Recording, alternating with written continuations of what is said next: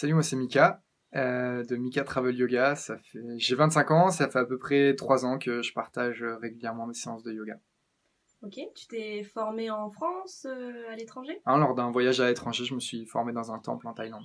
D'accord. Et ton yoga, c'est une spécialité particulière ou Je fais du Hatha Yoga, un yoga assez doux, centré sur la respiration, l'introspection. accessible à beaucoup de personnes ou il faut avoir forcément un niveau assez avancé? Ouais, tout à fait, ce qu'on dit, c'est si tu peux respirer, tu peux faire du yoga. Donc c'est vraiment accessible à tous. D'accord. Et où est-ce que tu enseignes la plupart du temps? Toute cette année, j'ai enseigné de façon hebdomadaire au Mas des Escaravatiers, donc sur Puget-sur-Argence. Dans la salle d'hiver, c'est ça, la nouvelle salle? Ouais, à l'intérieur, sur la scène. Ok. Et en plein été, tu continues dans cette salle ou tu es ailleurs? Ouais, le monde va s'ouvrir à nouveau, dès que le confinement sera terminé, on va pouvoir utiliser la terrasse d'été qui est splendide avec une vue imprenable sur le rocher de Roquebrune et le coucher de soleil qui vient se terminer, ouais, le coucher de soleil en fin de séance. C'est juste le top. D'accord. Tu viens de parler du confinement, bah du coup on a quelques questions. Comment toi t'as réagi à l'annonce de ce confinement?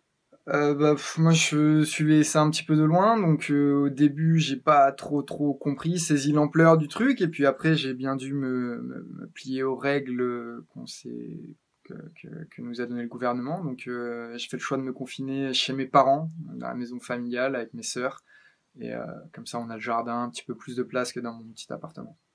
D'accord. Et du coup, est-ce que ça change quelque chose dans ta vie professionnelle, personnelle? Bah carrément, parce que du coup plus de séances de yoga, plus de boulot au Madescarvati non plus. Donc du coup voilà, on est resté ensemble en famille, on a fait des jeux, on a trouvé des occupations, pas mal de bricolage, de trucs à réparer dans la maison, un petit peu de jardinage, et puis voilà, on s'occupe. Est-ce que tu en profites pour faire du yoga aussi de ton côté, pour toi Ah, et tes proches?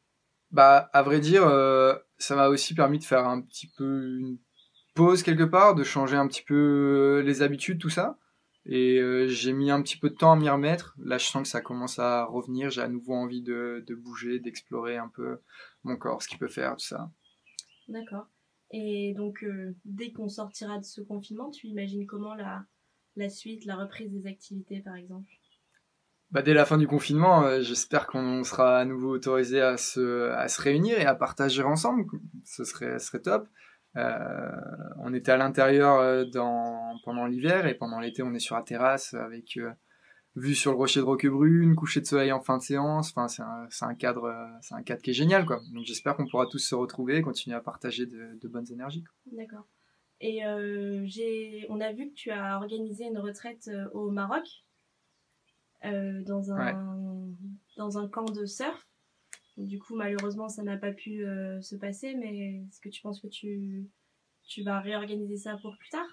Ouais, tout à fait. C'était une retraite surf et yoga. C'était un super projet, vraiment. On a beaucoup bossé là-dessus et bon, bah, on a été contraint de repousser. Alors, on n'a évidemment pas encore les dates, mais dès que tout reviendra, dès que tout sera en ordre à nouveau, qu'on pourra voyager, on commencera à rebosser et puis je manquerai pas de vous le faire savoir dès qu'on a une nouvelle date. D'accord.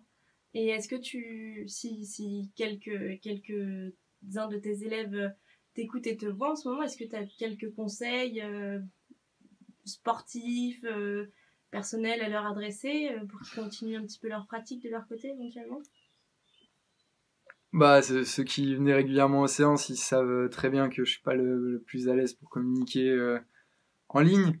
Je doute enfin, je suis sûr qu'ils n'ont pas attendu mes conseils pour continuer à pratiquer régulièrement. Chaque séance, on en parle. C'est un travail hyper personnel, le yoga. Donc moi, j'essaie de donner des petites clés pour que vous puissiez surtout pratiquer par vous-même ensuite. Donc je doute pas que chacun d'eux, à leur rythme et à leur façon, ils continuent de pratiquer. Et donc avec Puget Live, là, vous allez mettre en ligne des vidéos, des petits exercices de yoga qui pourront être du coup accessibles pour des personnes qui ne sont pas encore tes élèves éventuellement. C'est possible? Bah ouais, l'idée c'est d'essayer de profiter un peu de cette situation étrange pour peut-être essayer de se lancer dans quelque chose de nouveau. quelque chose, ouais, sortir un peu de sa zone de confort. Pour moi, parler devant cette caméra, c'est sortir de ma zone de confort. Peut-être que vous viendrez faire du yoga, ça vous fera sortir de la zone de confort. Et ben, vous comme moi, on aura progressé pendant cette période un peu étrange. Donc tu vas nous proposer des exercices ou des petits rituels à faire quotidiennement ou dans la semaine de façon assez facile quand même. On va essayer de mettre ça en place. Ouais, on est en train de filmer quelques séquences, quelques petits éléments de séance. Et comme ça, vous pourrez essayer un yoga pour tous, tout niveau. Voilà, essayer de découvrir, essayer de comprendre comment ça marche le corps, de se connecter, d'écouter son souffle. Des petites clés qui permettent d'aborder le yoga de façon ludique et simple.